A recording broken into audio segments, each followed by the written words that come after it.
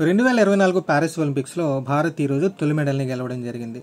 మన Indian shooter అయిన Manu Bhaker 10 metre air pistol ఈవెంట్లో బ్రాంజ్ మెడల్ లేదా కాంస్య పథకాన్ని సాధించారు. మనం ఇంతకు ముందే చెప్పుకున్నట్టుగా this is the first medal in 2024 for India.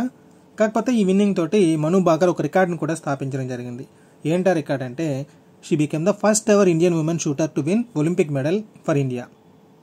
తెలుగులో చెప్పాలంటే ఈ విన్నింగ్ తోటి మను భాకర్ ఒలింపిక్స్ షూటింగ్లో పథకం సాధించిన తొలి భారత మహిళా షూటర్గా రికార్డు స్థాపించడం జరిగింది.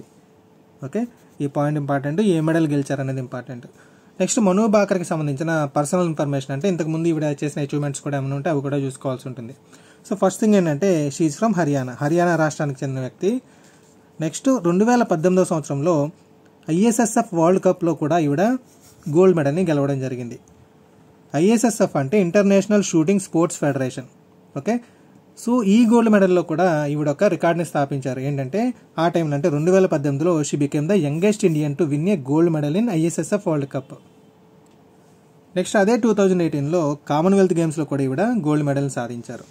ఇక్కడ గుర్తుపెట్టుకోవాల్సిన విషయం ఏంటంటే ఈ రెండు కూడా 10 మీటర్ ఈవెంట్లో సాధించిన గోల్డ్సే.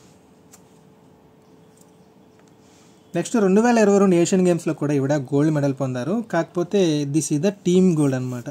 అంటే ఇంకా ఇతర పార్టిసిపెంట్స్తో కలిపి ఈవిడ ఈ షూటింగ్లో గోల్డ్ మెడల్ గెలవడం జరిగింది. నెక్స్ట్ ఏషియన్ గేమ్స్లోది 25 మీటర్ ఈవెంట్.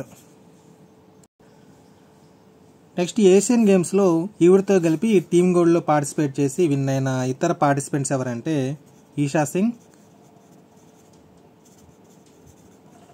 రిధమ్ సంగ్వాన్.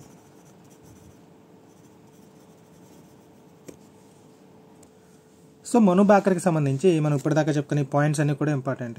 ఎందుకు ఇంపార్టెంట్ అంటే రేపు ఎగ్జామ్లో డైరెక్ట్గా ఈ షూటింగ్లో కాంస్య పథకాన్ని గెలుచుకున్న పర్సన్ ఎవరు, లేదంటే ఆవిడ ఏ ఈవెంట్లో ఈ పథకాన్ని గెలుచుకుంది, ఇలా డైరెక్ట్ క్వశ్చన్స్ అడగకపోవచ్చు. మోస్ట్లీ స్టేట్మెంట్ ఇచ్చేసి కింద ఇచ్చిన స్టేట్మెంట్స్లో ఏ స్టేట్మెంట్ కరెక్ట్ లేదంటే ఏ స్టేట్మెంట్ రాంగ్ అని అడిగే అవకాశం ఉంటుంది. కాబట్టి ఈ మెయిన్ పాయింట్స్ అన్ని కూడా మనం గుర్తుపెట్టుకోవాలి.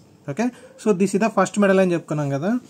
సో ఈ సంవత్సరం మన ఇండియా నుంచి 117 మంది పార్టిసిపెంట్స్ ఈ ఒలింపిక్స్లో పార్టిసిపేట్ చేయడం జరుగుతుంది.